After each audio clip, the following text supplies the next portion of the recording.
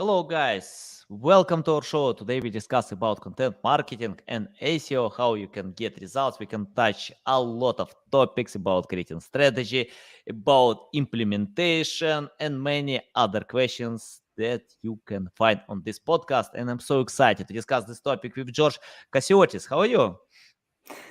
Hello, Anatoly. I'm doing very well, and I'm really happy to be here with you today. A big pleasure to get you back to learn again from you. I know you're so kind to share value, to help others, to support them.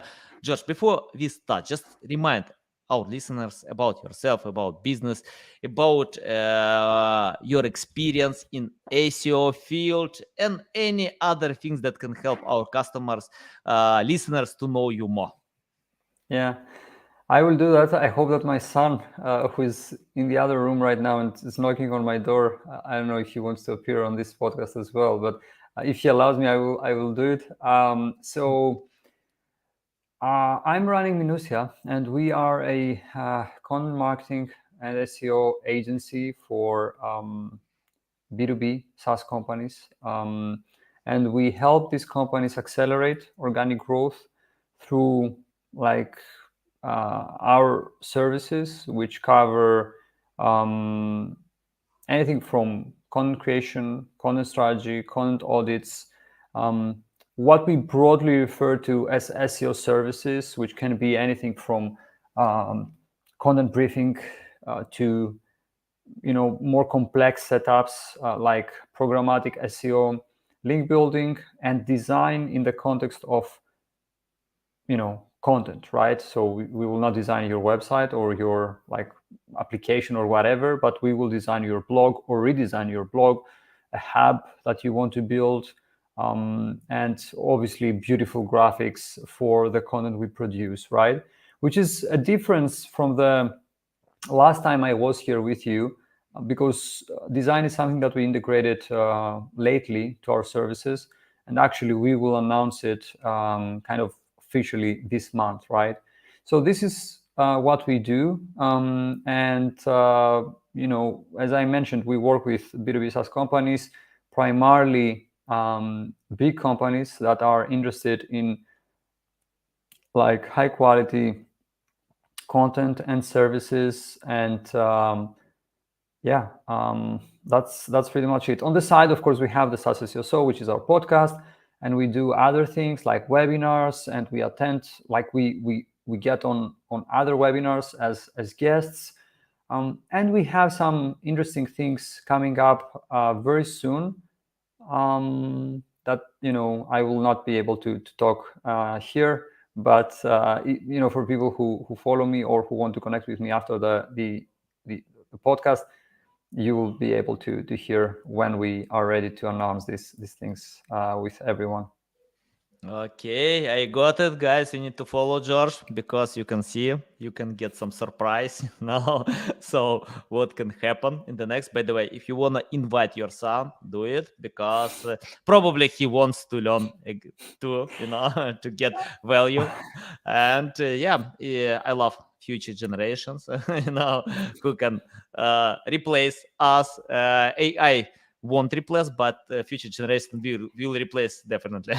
Okay, George, my first question about, you mentioned about content creation, and what I see, especially in B2B, your main direction, I see when companies create boring content. It doesn't mean that we need to create entertainment content, but uh, according to many studies, the average data bounce rate is high. Now, for example, if I open a new video from Mr. Beast, he can hook at my attention in the beginning and keep until then. I will watch all his video. If I take any book from Jack London, Hemingway, I can read this book and forget about anything else because I'm part of this journey. But if you're talking about business content, most content are boring, really boring. It's not about value, and users, customers don't like to be bored. That's why they bounce fast. And according to studies, people bounce in the first 20 seconds. Most people, like 80% of people, bounce on YouTube videos in the first 20 seconds. It's the same with audio podcasts. It's the same with blog posts. It's the same with books, because people usually read 5% of all books. Can you tell how to create non-boring content? That can retain attention, hook consumers in the beginning and keep until the end? Yeah, that's a very big topic. I think first of all, we have to be clear as to what the content types are. I'm talking about content that goes to your blog now, because obviously there are so many other things that, as a SaaS company and any other company for that matter, you can do. And we will see more of these other things, by the way, as we progress. And one of the things that we believe at Minusia is that the future of content marketing for SaaS companies is multimedia and not just blog posts, right? But that's a completely different topic. Let's get back to your question. So we have to think about the content types that we have available for SaaS companies, right? So these content types are content that's focused on your product. Many people refer to this type as product focused content, product marketing. Then we have content that's created for a search audience, which is SEO content. And then we also have what we call original content. Okay. Now, each of these content types have different content formats. For example, when it comes to product focused content, we have things like, product ROI reports, right? Or your help center, or how-to guides on how people can do specific things with your product. When it comes to SEO content, we have things like informational pieces, like how to create an online course, for example, if you are an online course platform, or pieces with commercial intent, right? For example, product alternatives or product vs product. And we have all these like a wide range of like different intents and formats for SEO content. And then when it comes to original content, the same thing applies. We have different content formats, anything from surveys, data studies, personal narratives, third-person narratives, creative analogies, original concepts, and contrarian content, content that's based on trends and events, and the list goes on, right? The thing is that in some cases, it is okay if a piece of content is quote-unquote boring, right? Because that may be the purpose of its existence, right? Why it was created in the first place. So, for example, if we take a how-to guide that lives under the type of product-focused content that I just mentioned, that's not intended to be exciting or to get attention, to be, let's say, be prepared for amplification, get noticed online, get mentions, and so on and so forth. And that's fine, okay? If we take content that's created for a search audience, the same thing applies, right? Some formats are designed to drive conversions, while others are designed to help you build topical authority. Others, are designed to just educate and support your audience, and so on and so forth. I would say that when it comes now to original content, this is content that in most cases is designed to get this attention, to begin with, to not be boring, as you put it in the beginning, right?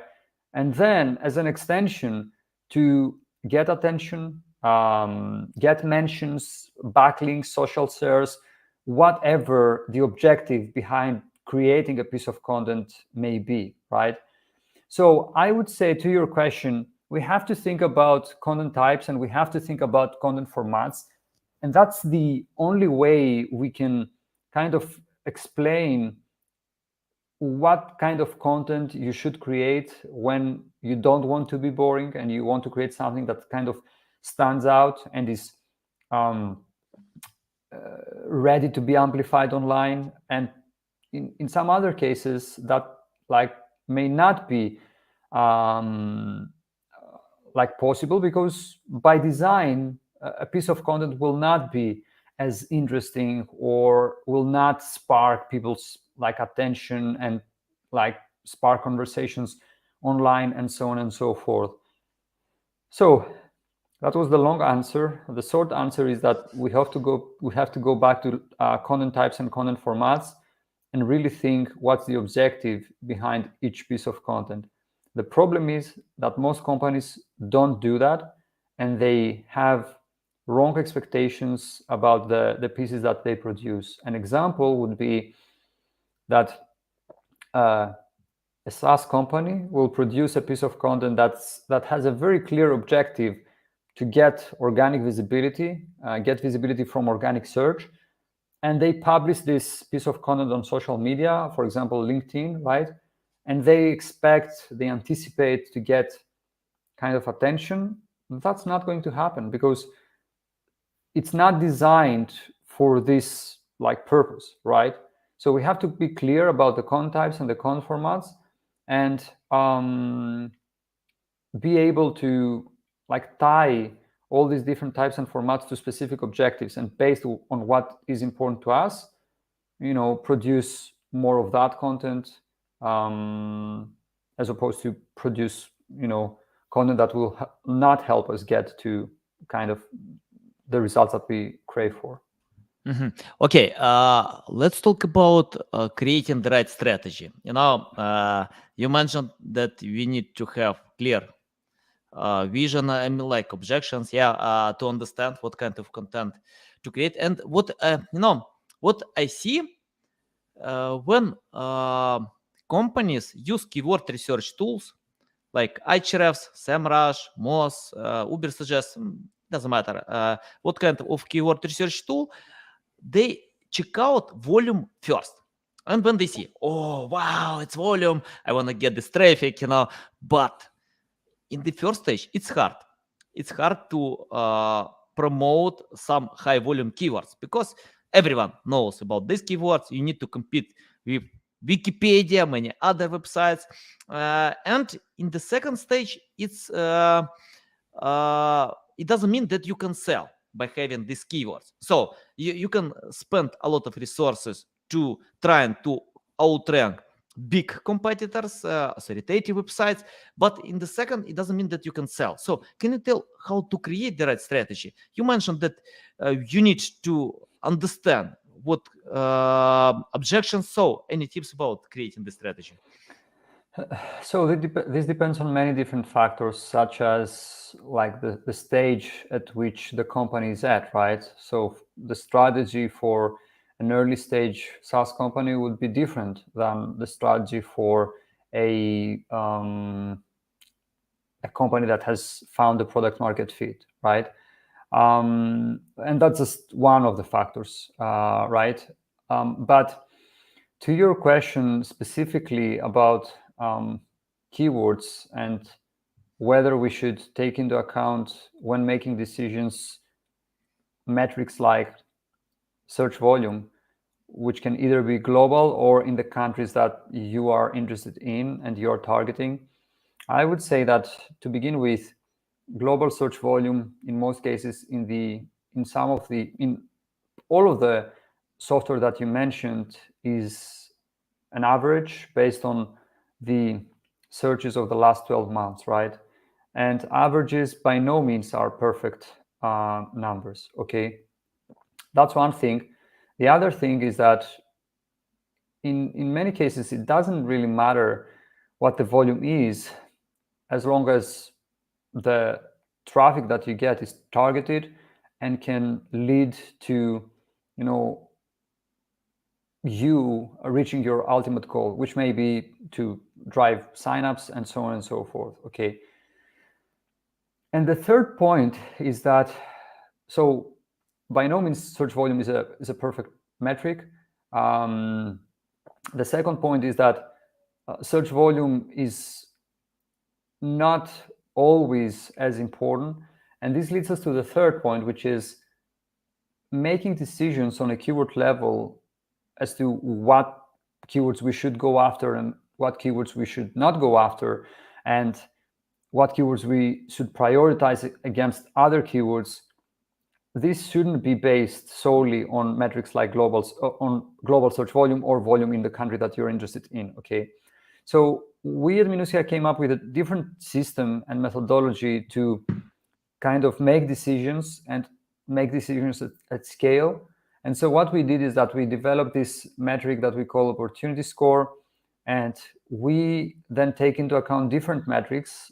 Search volume, by the way, is one of the metrics that we take into account to come up with this opportunity score, but based on specific weights that we assign to each metric, right? So if in keyword research, search volume is very important to you, then you will assign a higher, let's say, weight.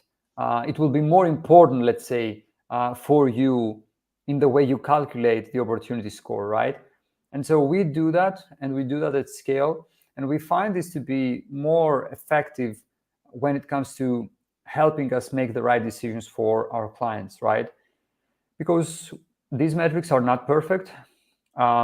Their importance is relative to like what the goals and objectives are. And at the same time, they should be interconnected to other metrics to be able to kind of help us draw a more clear picture, right?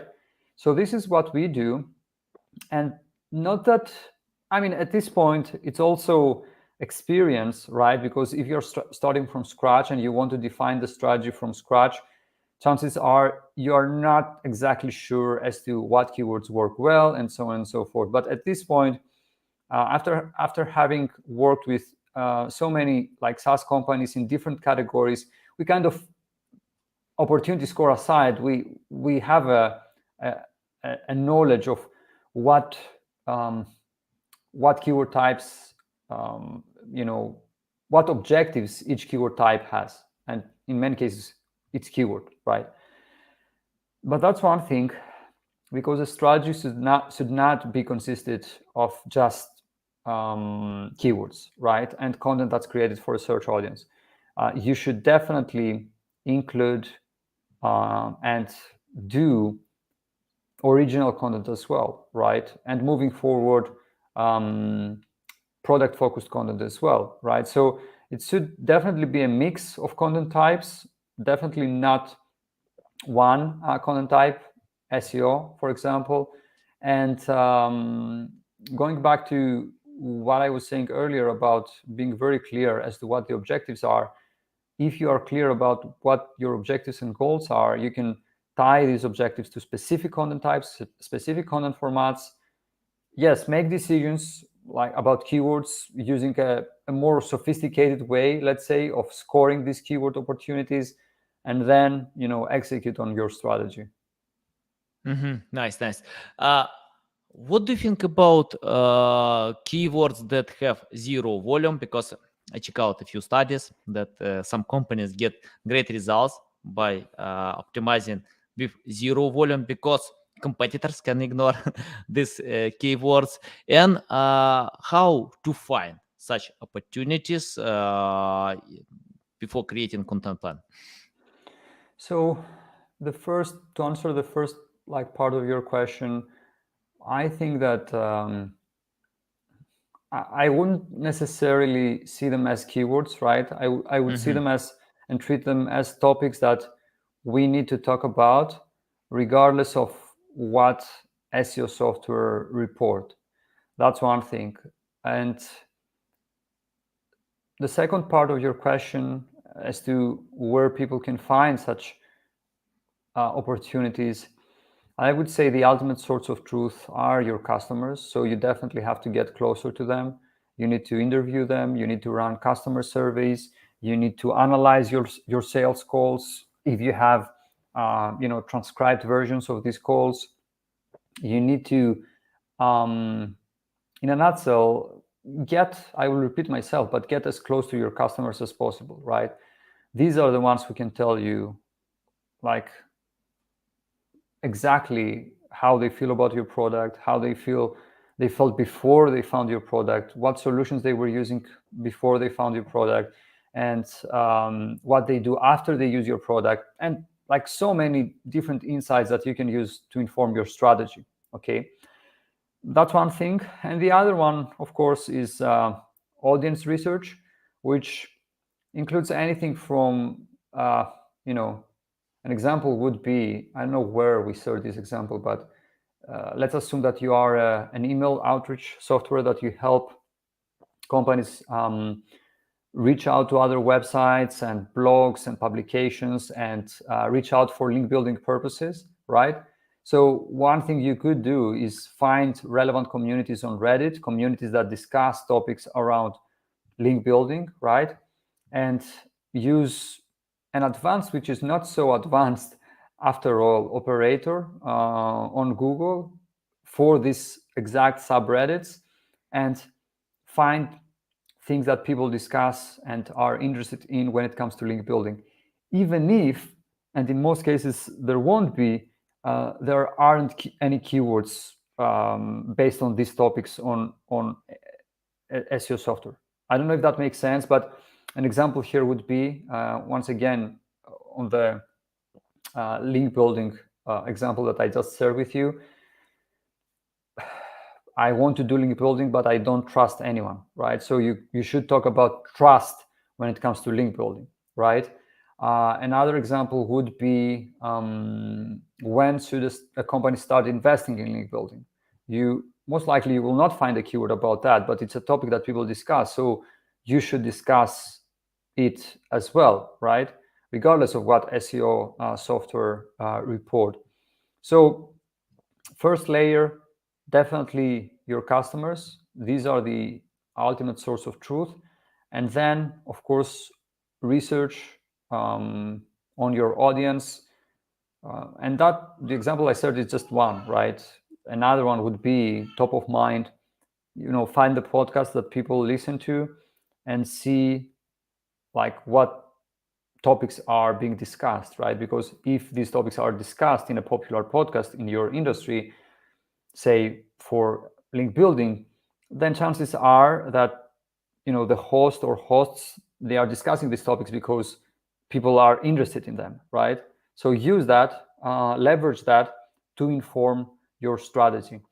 Have an example here from a friend who owns a SaaS company, John, and he launched this new SaaS, which is called datapad.io. And what Datapad does, it's a dashboarding software, right? You can build dashboards there and bring all your metrics in one place. I hope I don't misrepresent the company, but this is my understanding of what they do. The thing is that John is very experienced. Like, he has, exits, he's a serial entrepreneur, and so he knows his stuff, and a very seasoned marketer, right? So one of the things that he does consistently is getting on calls with customers, right? And not only paying customers, but also people who, don't pay for the product yet, right? In general, anyone who kind of interacted with the product, and he asks questions. He asks the right questions, right?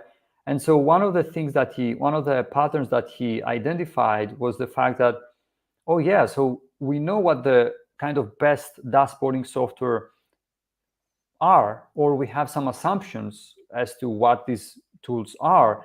But here we have many people who mentioned that, you know what, I was using, or I'm still using, and I kind of consider other solutions, Google Sheets, for dashboarding. So through this research and through this process, he identified Google Sheets as a competitor, right? So this completely changes the game, and brings a new perspective as to how you can approach your strategy, how you can talk about your product, and how you can also address some of the drawbacks that people share with you when it comes to a prominent competitor like Google Sheets. Okay. That's a very long, prolonged answer, but I think that it covers your question. I hope that it does. Yeah, definitely. Okay, George, let's talk about keyword opportunities. You mentioned that you calculate this metric, and I know Moz has similar metric uh, because I think it's very important to have priorities. I see when content creators create content plan, huge content plan covering 100 topics, a lot of keywords. But when they have limited resources, almost all companies have limited resources. For example, for some of my projects, I only have two hands, nothing else, and I need to use all two hands to cover a lot of topics. That's why I think priorities are key. It's better less, but quality. Can you tell about this metric calculation opportunities, how you calculate this metric, and compare to most metric, what kind of benefits you have in your calculation? Okay, so first of all, let me just say that I'm not aware of Moz. Like, we don't use Moz, and so I'm not. I hope if any of Moz's team members watch this, they will kind of forgive me, but we don't use it, and so I'm not aware of their metric. Now, how our metric is calculated, I'm not going to get into very much detail because, to be honest, we have a person who handles all these things. But on a very high level, what I can say is that we have the following metrics. We have global search volume, we have keyword difficulty, we have CPC, we have business value, which is a metric on a scale from 1 to 3, which is something that we kind of assign a value there as to, like, based on our understanding of the business value of this metric. Then we have difficulty, which is as saying difficulty from a content creation standpoint. In other words, how difficult it would be for us to create this piece of content. Once again, the scale is 1 to 3. And last but not least, we also have what we call topical authority ratio. Okay. Now, topical authority ratio is a concept that we developed, and you can check our blog. It's kind of buried in the results somewhere because it's been a while since we published this piece of content. But the essence of it is that it takes into account how associated your website is, or any given website is, with that specific topic in the eyes of Google. Okay, you can check this blog post to see kind of how we approach that. And so we take into account these 6 metrics. 4 of them, global search volume, topical authority ratio, CPC, and business value, are what we call directly proportional to the opportunity score, which means that the higher they are, the higher the opportunity score, right? And 2 of them, keyword difficulty, according to Ahrefs, and difficulty score, according to us, but difficulty in terms of content creation, these are what we call inversely proportional to the opportunity score, which means that they have a quote-unquote negative impact. The higher they are, the lower the opportunity score, right? So we take into account these 6 metrics. 4 of them are directly proportional, so they add to the opportunity score. 2 of them are inversely proportional, so they take from the opportunity score, and then we calculate the opportunity score. The scale is on a scale from 0 to 100, and yeah, that's pretty much it. Nice. Yeah, interesting calculation. I need to check out. George, I have the question about topic that it's hard to ignore today, about AI. I think it's hot topic. I think it's a regular tool today. And I spoke with Jeff Coyle, co-founder of Market News, and he told me that in the future we'll have 3 companies: companies that develop AI, companies that implement AI, and obsolete companies.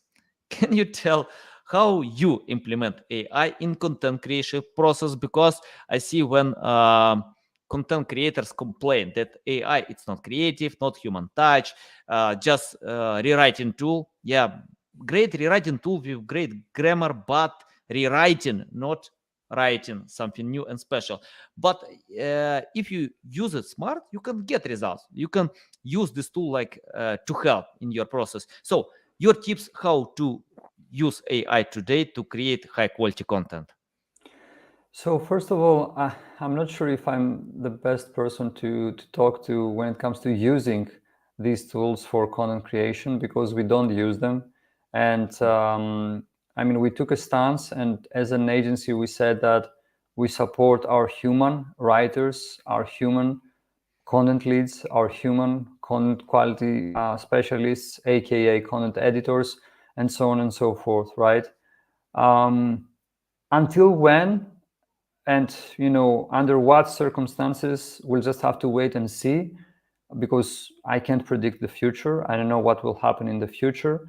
I think that we are in the very early stages of the adoption curve right now.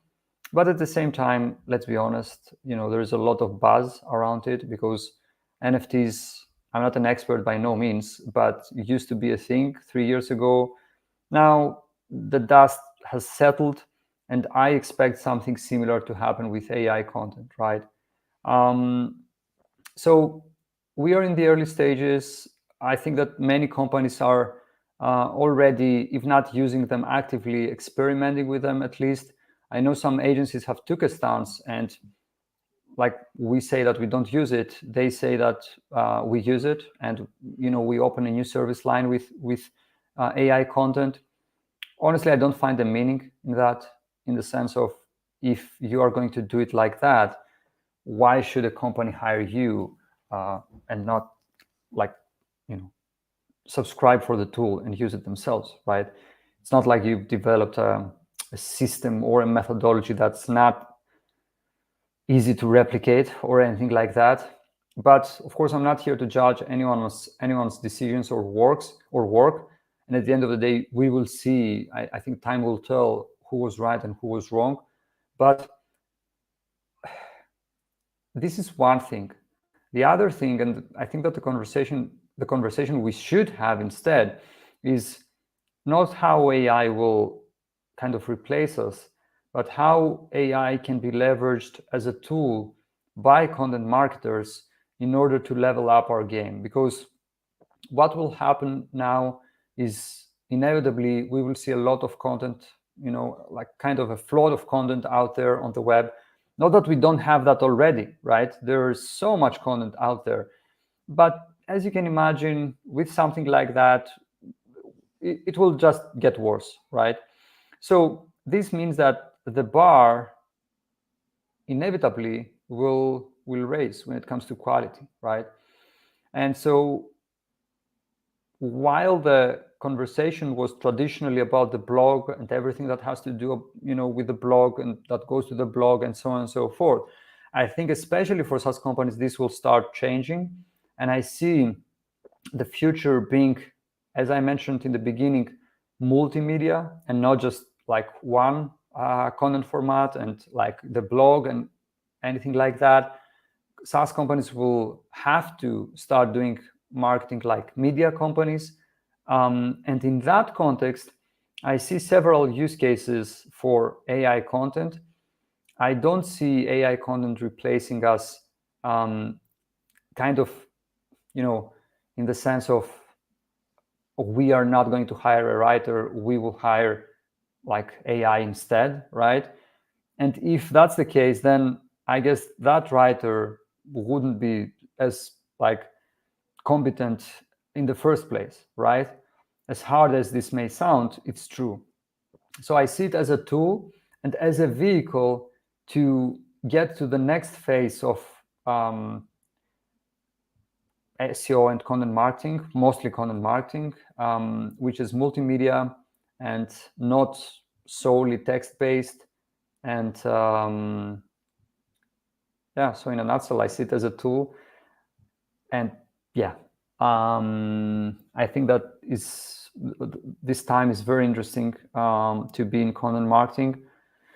And if anything, I think that it will help us in our work. It already does, by the way. I mean, with this whole thing, I think that companies that are serious about content will become even more, like they will have even higher standards.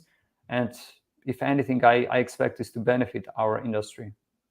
Nice. Yeah. Yeah. We'll see. We'll see. It's hard to We'll make see for sure. predictions.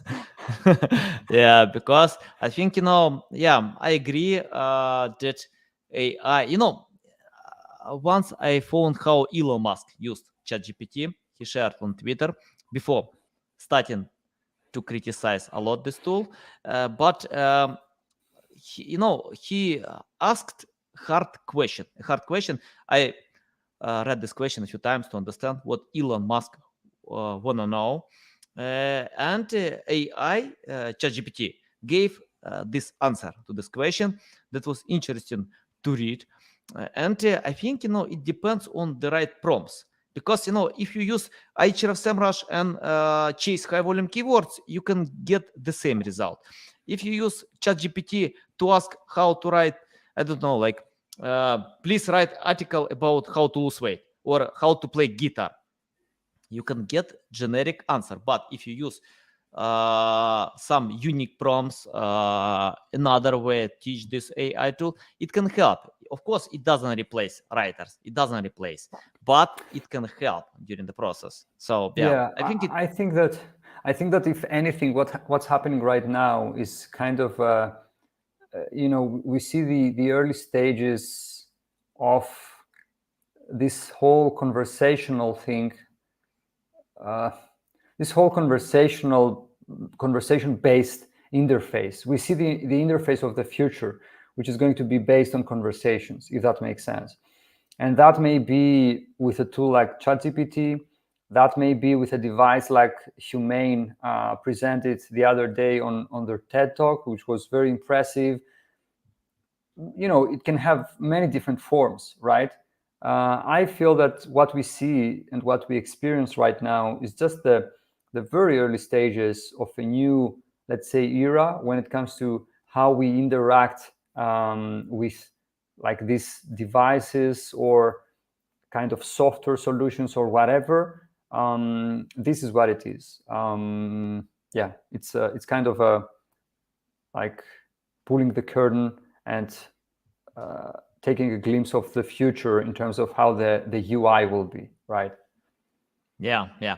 And George, I have final question. I love to ask this question because I found that it's hard to get good results with clients who don't understand SEO. For example, if they don't understand, I usually say them, take my course, learn from best experts, Lily Ray, Mike Phillips, Jeff Coyle, Chelsea Alves, many great experts. But the main reason because SEO specialists can't help if you don't understand the process, the basic, and it's the same like to lose weight. Yeah, if the best coach can't help you to lose weight, to train hard instead of you, to eat healthy food, to drink water, and many other the same things, because it's important to understand why we need to create high quality content, the right strategy, and if clients understand, we can cooperate like a cohesive team to have clear vision where we are going, what kind of traffic we need. So let's imagine you started today from scratch without any experience, knowledge, skills. What will you do today to learn more about SEO? I would do a podcast and I would interview people. That would help me kind of. You unhided my secret. Yeah, I mean, we did that with Minusia back when our main pain was lack of network, right, and lack of connections, which is not the case anymore. And I would do that again, right? And it's a great way to learn. I mean, just today I had scheduled 5 episode recordings, and I started at 7 a.m. and like from 7 a.m. I can tell you that I learned new things, right?